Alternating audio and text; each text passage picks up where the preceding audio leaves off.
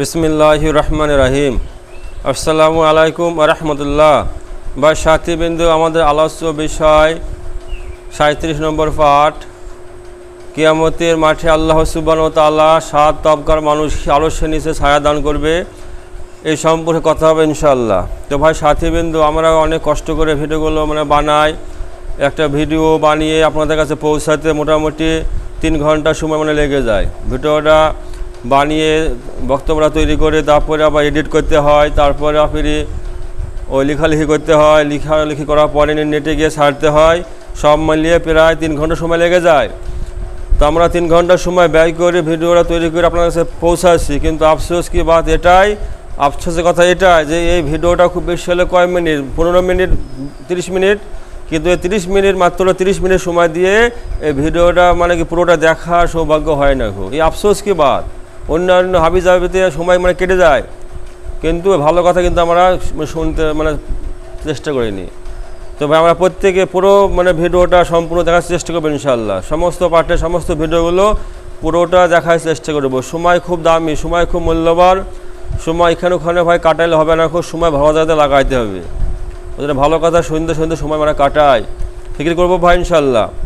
তো ভাই হুজুর পাক সাল্লাল্লাহু আলাইহি সাল্লাম ফরমায়েছেন, কিয়ামতের কঠিন দিন আল্লাহ সুবহানাহু ওয়া তাআলা 7 তবকার মানুষকে আল্লাহ পাক আরশের নিচে ছায়া দান করবে। 1 নম্বর হয়েছে ন্যায়পরায়ণ বাদশাহ। 2 নম্বর হয়েছে ওই যুবক যে যৌবনকালে আল্লাহর ইবাদত বন্দেগী করে।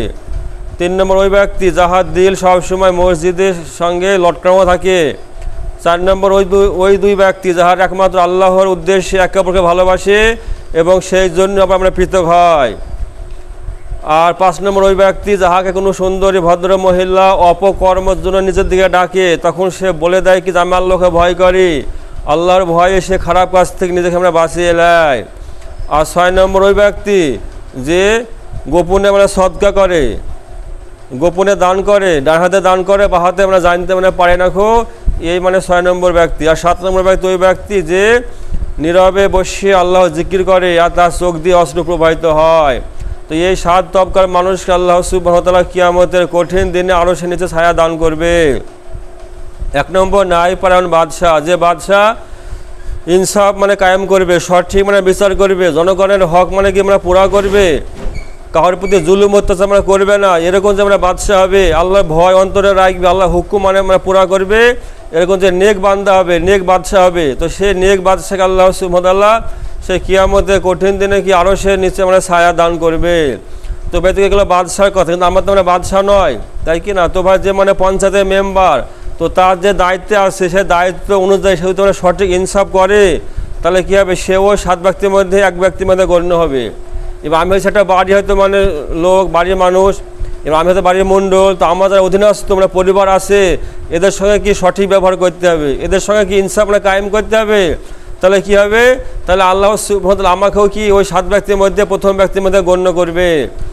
এবার দেখা যাচ্ছে কি আমি হচ্ছে বাড়ি হয়তো একজন মেম্বার, আমার আব্বা হয়তো মণ্ডল, আমার বাড়িতে হয়তো 3-4টা হয়তো ভাই বোন আছে, তাহলে আমি তো সেই ন্যায়পূর্ণ বাদশাহ আমি কি হলাম।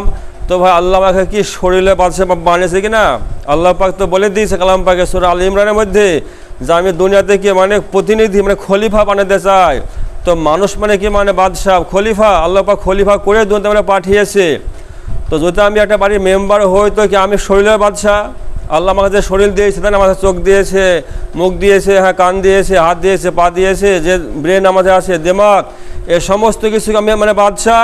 তো কি এর কি সঠিক ব্যবহার করতে হবে, চোখ দিয়ে কোনো খারাপ দেখা যাবে না, মুখ দিয়ে কোনো খারাপ কথা বলা যাবে না, হাত দিয়ে কারো অন্যায় করা যাবে না, পা দিয়ে কোনো খারাপ জায়গায় যাওয়া যাবে না, কান দিয়ে কোনো খারাপ কথা শোনা যাবে না। যদি এই সমস্ত বিষয়গুলো আমি কি মেনটেন করে ইনসাফ কায়েম করতে পারি, ভালো জিনিস ব্যবহার করতে পারি, ভালো কাজ করতে পারি, তো কী হবে ইনশাআল্লাহ আল্লাহ সুবহানাহু ওয়া তাআলা আমাকে ওই কিয়ামতের মাঠে 7 ব্যক্তির মধ্যে প্রথম ব্যক্তির মধ্যে গণ্য করবে, যে ন্যায়পরায়ণ বাদশাহ হিসাবে।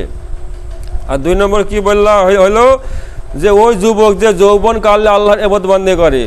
ওরে ভাই ইবাদত করার সময় হচ্ছে যৌবনকাল, যৌবনকালটাকে কি ইবাদতের মধ্যে কাটাইতে হবে, কিন্তু আমরা কি করি, যৌবনকালটা হেলে নষ্ট করে দিই, ইতিমধ্যে ঘুরি ফেরি কাটিয়ে দেখি এখন সময় হয়নি আরে সময় হয়নি ইবাদত করতে হবে যৌবনকাল, তাই না? যৌবনকাল মানে সবাই চায়, বাদশাহ চায় কি যৌবনকাল, বিয়ে করতে গেলে কি লাগবে? যৌবনকাল লাগবে, যুবক নিবে।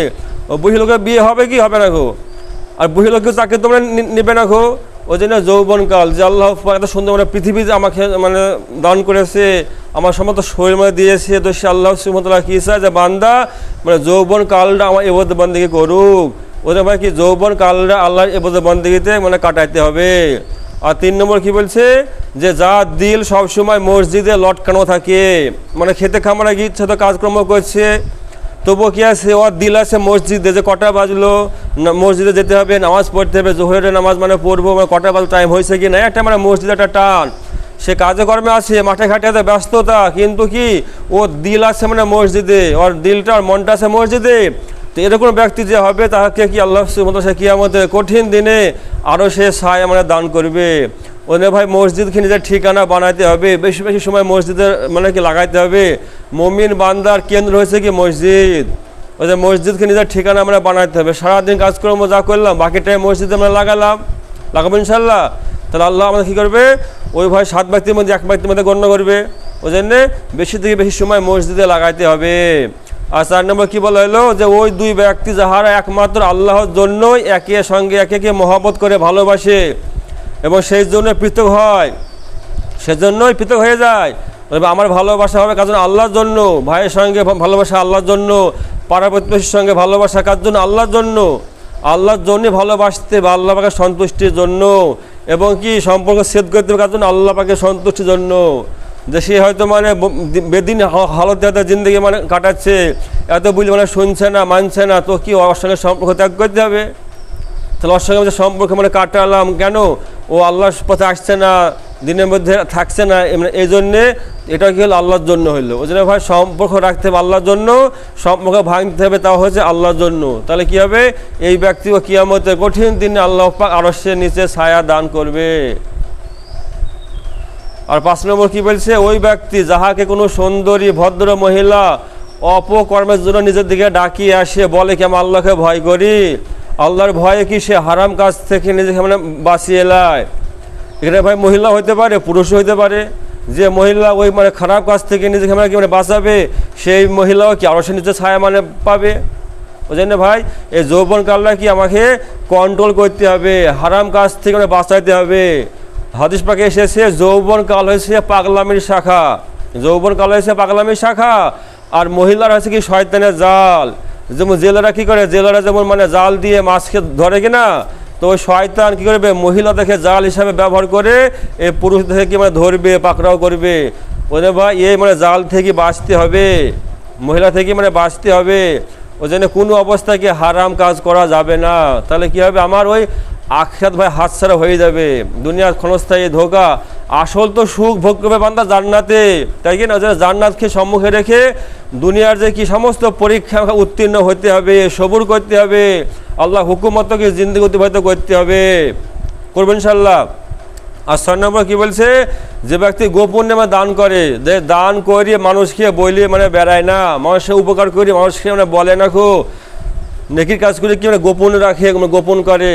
তো এরকম ব্যক্তি যে হবে যে দান করবে মানুষকে মানে বলবে না, খুব আল্লাহর জন্য দান করবে, যে আমার দান কে দেখছে? আল্লাহ পাক দেখছে, আমি তো দান করছি আল্লাহর জন্য, আমার আল্লাহ পাক দেখছে, এটা আমার কিংবা যথেষ্ট, মানুষকে শোনারই কোনো প্রয়োজন নাই। তো অনুরূপভাবে কি যে ভাই গোপনে মানে দান খয়রাত সদকা করবে, তো এই ব্যক্তিকে আল্লাহ পাক কী করবে? ওই কঠিন মানে দিনে কিয়ামতের দিন আল্লাহ সুবহানাহু ওয়া তাআলা 6 নম্বরে ওই আরশের নিচে ছায়া দান করবে।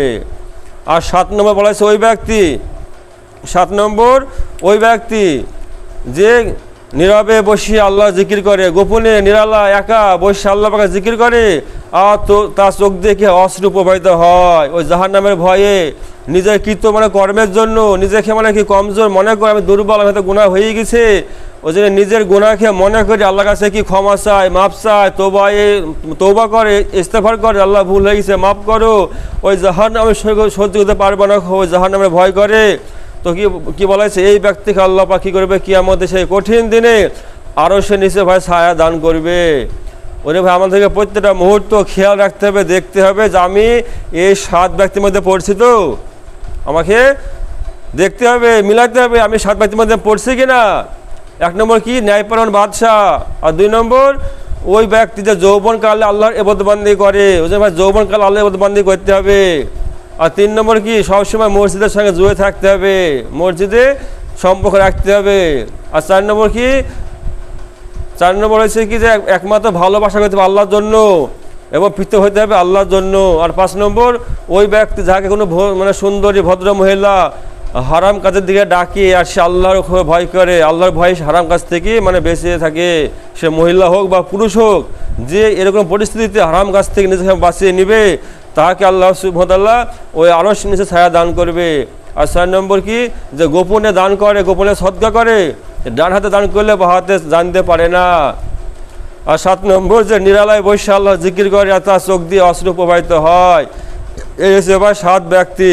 এই 7 ব্যক্তিকে আল্লাহ সুবহানাহু ওয়া তাআলা কিয়ামতের কঠিন দিনে আরশের নিচে ছায়া দান করবে, যেদিন কোনো ছায়া থাকবে না, মাটি মানে পুরো তামা হয়ে যাবে, সূর্য মাথা পরে নেমে আসবে, সে বিভীষিকাময় একটা পরিস্থিতি হবে। সেই কঠিন দিনে মহান আল্লাহ সুবহানাহু ওয়া তাআলা এই যে 7টা গুণের কথা বলা হলো, এই 7 গুণ বিশিষ্ট যে মানুষগুলো হবে তাদেরকে আল্লাহ সুবহানাহু ওয়া তাআলা ওই মানে ভয়াবহ থেকে মানে বাঁচিয়ে নেবে এবং আরশের নিচে ছায়া দান করবে। তো মহান আল্লাহ সুবহানাহু ওয়া তাআলা আমাদের প্রত্যেককে কবুল করুক, প্রত্যেকে আল্লাহ পাক তৌফিক দান করুক যেন আমরা ওই 7 ব্যক্তির মধ্যে এক ব্যক্তি হইতে পারি এবং কিয়ামতে সে কঠিন মানে বিভীষিকার দিন, সেই ভয়ঙ্কর দিন থেকে মানে বেঁচে আল্লাহ পাক আরো সে মানে জায়গা আমরা পেতে পারি। এই ফিকির আমরা প্রত্যেকে করবো ভাই ইনশাআল্লাহ। আল্লাহ সুবহানাহু ওয়া তাআলা আমাদের প্রত্যেকে কবুল করুক। আল্লাহুম্মা আমিন, আল্লাহুম্মা আমিন। ও আখিরি দাওয়ানা আলহামদুলিল্লাহ।